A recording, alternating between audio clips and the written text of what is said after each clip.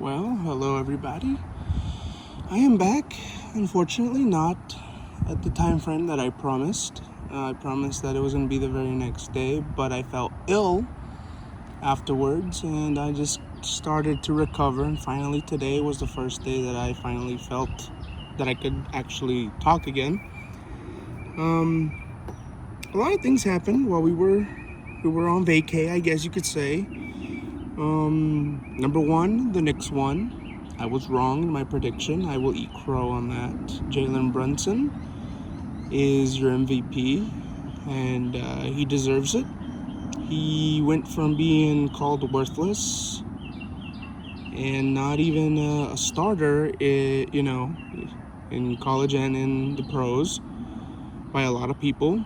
I was not one of them. I actually wanted the Mavericks to keep him when he was with us. But unfortunately, the Mavericks said no, and he moved on.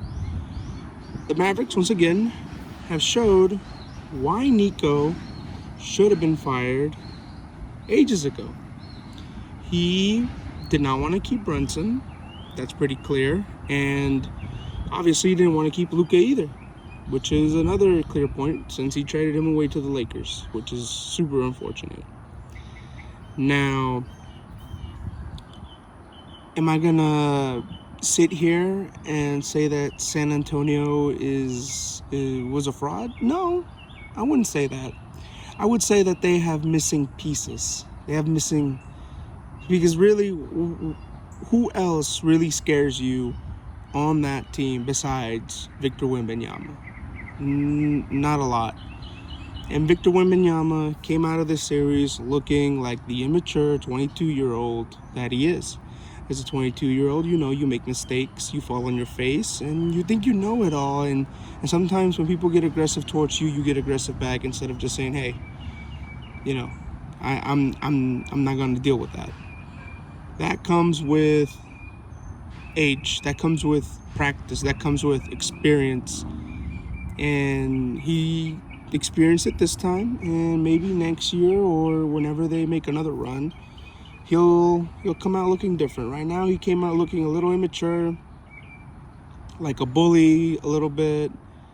Those elbows and the fouls that weren't called, where he was just, he was getting grabbed on, he grabbed back, and obviously, people are going to look at the grab back and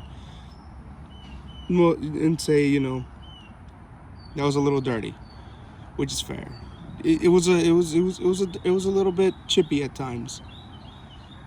But yeah, the Knicks flat out deserve this win after 50-something years. It's a great feeling whenever you break that streak. I remember when the Texas Rangers won their title back in 2023. That was so sweet. So sweet. Oh, years after years of being trash and then having a great team and falling short and being trash again, and then finally, boom, Road Warriors won the series. There's nothing better. There's nothing better. So yeah, I'll say I was wrong. Knicks won, and kudos to them. Kudos to New York. They got themselves a chip, and at least one of their sports teams isn't sucking right now. In the other news, the Dallas Wings, they beat the champs yesterday, 96-66. That is very impressive, and once again solidifies my belief that they will win the Commissioner's Cup and make a pretty good run in the playoffs. This time, Ozzie Fudd came out to play. She actually scored more points than Paige Beckers, which is a surprise since Becker seems to be most of the offense. Arike Ombawale did her job as the veteran of the group of the Dallas Stars, who, as you know, has been on the team since she's been drafted, and she's showing these youngsters how to do it. Paige Beckers a little more mild on the night, not impressive or anything, but still pretty solid. She's out there. I'm pretty sure she's just giving her rookie some time to stretch her legs and figure it all out. You know, find her place. And I believe that's kind of the goal once you get into your second year, like figuring out, does this person mesh with me, or do I mesh with them, or do I need to do certain things to help them out to get them to the next level? And Paige Beckers is taking that in stride and continuing to seemingly to bring out the best in Aussie, which is good. They took down the champs after they embarrassingly lost to the Lynx, but let's be fair, the Lynx, they are top dog, top contender. I believe right now it's a two-man race, or a two-woman race, really, of who will win this year's championship, and I will say it's between them and New York Liberty. Obviously, I can never count Brianna Stewart out, and Brianna Ionescu. Brianna Stewart being one of the GOATs at this point of the WNBA. I can't even deny that. I mean, the woman has college championships and WNBA championships, not to mention her wins at the Olympics. She's truly one of the GOATs, and you cannot count her out. So I will definitely say the New York Liberty are up there. They will run. They will give the Lynx a run for their money for sure. The Aces, they seem to be a little bit on that championship hangover a little bit, because they're up, they're down, they're up, they're down. They seem to be a little inconsistent this year, but it's okay. It happens to a lot of champions afterwards, you know. Repeat champions are very, very hard to come about, you know. The odds are very low. I mean, you had a few back-to-backs in the NBA and the NFL and college, and I don't think there's any in WNBA, or very few at least. And for them to continue to be a formidable team, that's kudos to them for that. They're still chugging along, but they fell to my wings, and that is a quality win for my wings, and further reinforcing my thought that they will win the Commissioner's Cup. They have a good chance, and I will say that by the end of this year, we might be talking about if the Wings can continue their winning as they are, we will be talking about them as potential contenders to win the championship next year, not this year. Again, I'm saying, not this year. They're still one piece off. So, and they need more experience, especially the two rookies. Arike don't need no more experience. She's been here. Maddie doesn't need any more experience. Jessica Shepard doesn't need any more experience. You know, all these ladies have been around, but I'm talking about the rookies. Sometimes the rookies and the sophomores, sometimes those players are the ones that bring you to the championship the year after, you know, because those two are like gelling together right now, and that's what we need to move forward. But I will say, they will put the WNBA on notice. That's clear. Right now the World Cup is going, so we're going to move over to the World Cup. Mexico winning 2-0 over South Africa. I mean, it's a good result. Not entirely sold on the squad, but I do like them. There were some key moments that I was kind of, I don't know, I was kind of looking at it, and it seemed like just South Africa was a lesser opponent in every way. They weren't able to do a lot of passing, a lot of clearances. They were throwing it more at the Mexicans than they were throwing it at their own guys. I mean, we're talking about just a complete debacle on the offensive side. So I'm not entirely sold, so that's why in this next game, I believe it will be on Thursday, I'm taking Korea over Mexico. Korea will win 2-1. I do believe Mexico will score. I believe they have the offense for that for sure. But I can't count the Koreans out. They're so fast, and when you try to put your body on them, they seem to have like trained to deal with that. So being physical with them isn't gonna work entirely to Mexico's favor. They have to bring tight defenses. They have to bring spatial awareness for sure, because like I said, they're so fast. They will get behind your line like nothing. But I will be taking Mexico to lose that match and Korea to win it. I will be taking Korea to be the winner of Group A. Absolutely, no doubt in my mind. Simply Mexico, once again for me, seems like it has some holes for sure. Now to my other team, the United States. I was fairly impressed on the offense. Now once again, they were facing Panama, and as we all know, the United States tends to beat them up in the CONCACAF. You know, it's pretty much a given now. It used to be not the case. United States used to get their asses beat by the other countries in the CONCACAF, but it's obviously switched now. Christian Pulisic, like always, with the good passes now, he's out here being a team player instead of a solitary me player, which is good because I've been watching him since he was with Chelsea, and unfortunately, like I said, he didn't get much playing time, but I have been keeping up with him at AC Milan, and he's one of the players that I'm just like, he's grown a lot, and he's out there. He's showing what he's learned and what he's grown into.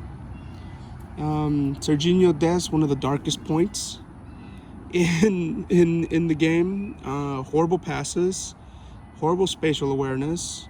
Whenever it was his turn to take the ball and score it, completely fumbled it, and God, what a missed scoring opportunity. That could have easily have been 6-1, but Serginho Dest missed 2 of them and had horrible passes throughout the night. I hope it gets better. Sorry guys, I'm outside. I don't really have any space inside to do this. The fiance is sleeping, the kiddo is playing all over the place, and I don't really have an office yet. I'm working on it, trust me. But like I said, Serginho Dest is the dark side that we did not want to see on the United States men's team. Everybody else did well. Taking Christian Pulisic out of the game after halftime, I get it. You want to save him. He's your star. But I kind of wanted to see him a little bit more afterwards, because sometimes he tends to fade after the second half, and I kind of wanted to see if he was going to be able to continue, and continue with those brilliant passes. McKinney was great. He did his job. Solid, of course. Their next opponent is... oh, crap, I forgot. Either way, I'm taking United States to win. My brain is just like fumbling on that one. But either way, I'll take them to win. Like I said, I already took them to win their group. They're gonna run the table on them. I don't really see anybody really challenging them too much, but I do see them moving on to the next round for sure in convincingly fashion. They're already up by 3 goals in their group. It's not really in question. So I'm gonna go ahead like I said, I'm going to take Korea to win their group, and I'm going to take United States to win their group. Obviously, Germany will probably win their group. France will probably win their group. Brazil, that was a shocker. That was a complete shocker. 1-1. That was insane. Spain, 0-0. That was also insane. We all expected Spain to just steamroll them like nothing. I mean, I just can't believe that. And then Ireland, props to Ireland. They're out there. They won. They're. I was not expecting them to actually win, but I mean, I guess it's Haiti, so. Did they play against Haiti? I'm pretty sure. Yeah, I mean, it's Haiti. I mean, they make it, and somehow they're always the first one out. Like, I mean, props to them. You know, they make it somehow.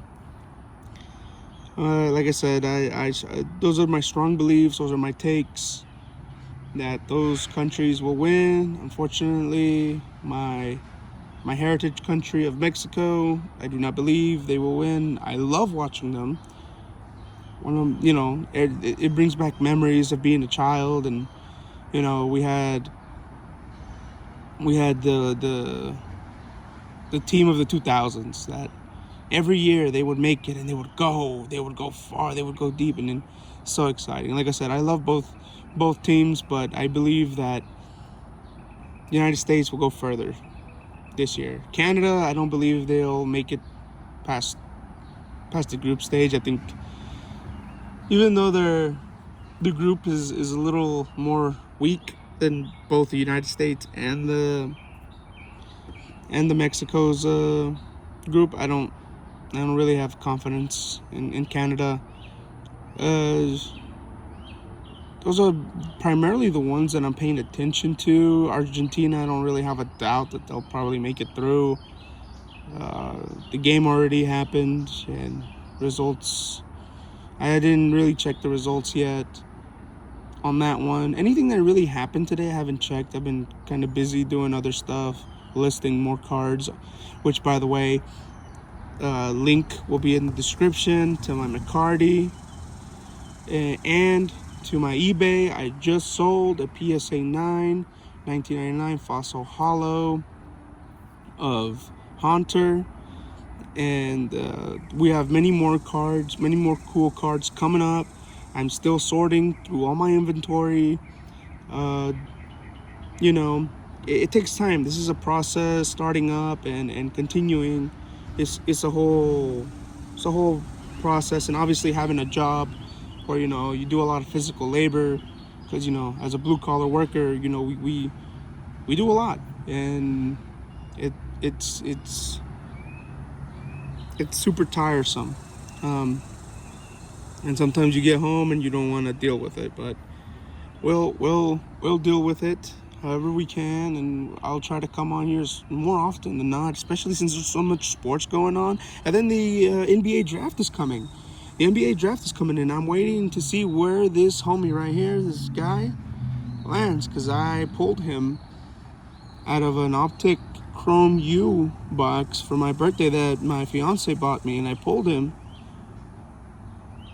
I had another one just like this, but it got damaged because I left it, and my kiddo grabbed it and just destroyed it. But he's my remaining guy, you know. And then recently I actually went to a card show, and I picked up this Drake London and this PJ Washington. This one's numbered out of 5 out of 10, which is a pretty short print. It's a rookie card too. I love Drake London. Whenever fantasy football rolls around, I always grab him around the 3rd, 4th round after you know, everybody. If I'm in the top 4, usually I pick him up pretty fast. If I'm later in the rounds and he's still up there, I snatch him up. He's solid. He's pretty solid. Then I got me a PJ Washington autograph card. Dominators. Donruss. Pretty sweet. Look at that. This one I'll definitely probably put up on Whatnot for auction. I'm planning to do a show this Saturday because we're going to go to Galveston, and I kind of want to do like a stream by the beach kind of vibe, you know, and then have you guys auction, fight for the cards. Because I'm telling you, I have some sweet cards you definitely want. Look at that, Ohio State, Campion Henderson from the Pats. Look at that, numbered. It's a little high number, I won't lie, but it's pretty cool, you know. It could have been out of 1,000. That would have been worse. They got me a Casey Concepcion. I strongly believe in this young man. I do. Even though he's repping little brother right there, but what can you do, right? This is a sweet card. Also might go up on auction. Another one right here, Devon A-Chan. Again, repping little brother right there. And if you guys haven't seen my last video, which most of you probably haven't, Texas Longhorns fan all the way through. Bleed burnt orange since 2004. I was 5, by the way, in 2004, so. But this will probably also be on auction. He just re-signed on a massive deal. Look at that, pretty short print. 23 out of 99, pretty sweet card. Like I said, I'm probably gonna try to put these on auction whenever I can. I got a bunch of other ones. This one's not for auction. This one I'm keeping because it's a Roger Staubach. It's a Cowboy. 6 out of 8. Only 8 of these exist, so that's why I'm keeping it. Because I'll never know when I'll find another one again. You know.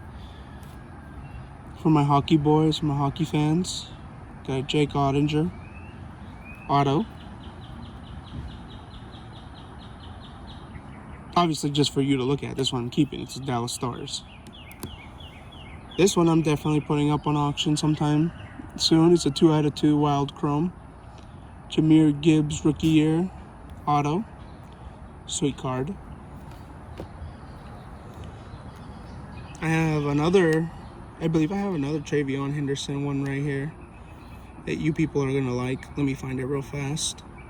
While I find it, I'm gonna give you guys some time to think about what you guys want me to cover next. I have a variety of topics. I love talking sports no matter what it is. I also love talking TCG as well. Obviously, I don't know much about it right now because I'm coming back into it. But if you guys can teach me some stuff, I would be willing to. Because right now, I'm trying to build a deck for Pokemon, but I don't know where to start. Yu-Gi-Oh! I kind of know where to start, but obviously things changed, so I don't know if I need to change my ways of going about that. Right now, I actually picked up a Magic the Gathering deck, and I hope to learn how to play Magic the Gathering sometime soon. As you can see, I sleeved them up and everything, make sure they're nice. Because I want to start playing some games, because don't get me wrong, collecting and looking at these cards, wonderful.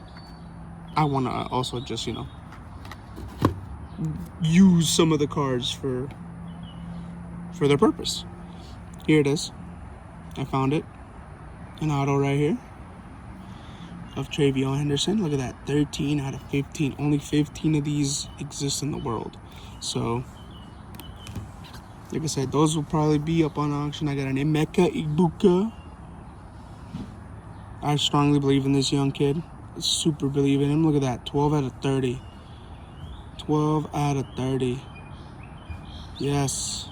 These will be going on auction slowly but surely. I don't want to get rid of them all too fast, because, let's be honest, they're cool cards, and I want everybody to get a chance. Everybody to get a chance. Omari and Hampton. 83 out of 99. Sweet card. Sweet card. Got a Shador Sanders. Jersey patch right there. Rookie card. Will also be going up there for sure. And then I got a bunch of cards that I just pulled out, actually, just recently, out of a Clover box. Got ourselves a Drake May, Clean card, pulled out, put right into this immediately. Clean. Clean. Cam Scatterbo, throwback. Look at that. Rookie, rated rookie. Clean card. Pulled it just out of the pack. Same thing with this one, the Territorial McMillan Diamond Hands. I strongly believe in this rookie too.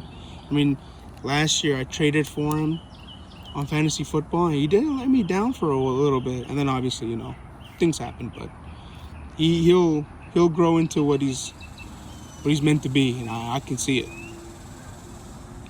Jalen Royals. Don't really know about him, but I mean, they got what they needed. I'm sure of it after everything that happened last year, but I don't expect much from him this year, mainly because, like I said, the offensive line. I mean, not like I said, because I have never said it. I'm actually saying it right now. I said it. I said it to my ex-coworker a long time ago last year. That Kansas City Chiefs offensive line is straight doo-doo. They paid the quarterback, but forgot to pay the offensive line that made the quarterback have time in the pocket to throw. Again, what is up with these teams and paying their quarterbacks but not paying or developing offensive lines to keep that quarterback upright? It's like they forget that this is a team sport. It's not boxing, it's not MMA, it's not wrestling, it's not Muay Thai, it's not an independent sport, it's not golf. You know? It's a team sport. You have to have all units on deck and actually playing well for it to work. But that's a frustration I always voiced, and I'm gonna rant to you guys right now because obviously I've been keeping it in too long. Jalen McMillan from the Tampa Bay Bucks. I strongly believe in this kid too. I do. With the departure of Mike Evans and the injury-prone Chris Godwin, he will definitely shine. Got Javonte Williams, North Carolina running back, rookie card, as you know. Cowboys, rejoice. Like I said, these are all also going on auction. You guys can pick and choose which ones you guys want, for sure. Caleb Williams, rookie. Look at that card. Absolutely beautiful. Like I said, these will all be on auction slowly but surely. We'll start off with these that I got from the packs. Barry Sanders, turbocharged. Any Lions fan would love this card for sure. It's a 2021, so like I said, these came out of the packs, out of the lucky clover box.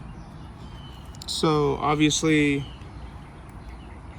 you know, it comes with like different year packs. 2020, 2021, 2025, 2024, 23. Sometimes you can get a 2018 one. It all depends on who packed it. Obviously, this is my holy grail right now. Keeping it for a long time. Very long time. One of the best cards that I got graded. Perfect time. Well, that'll be it for today. Thank you guys for spending time with me, for allowing me to eat crow. I will try to catch you guys either tomorrow or some other day, probably with an opening of something, either football, basketball, hockey maybe, or maybe I'll do some TCG. But yeah, the next time I'm on here, I'll be ripping something and we'll still be kicking it and talking. So once again, thank you guys for hanging out. See ya.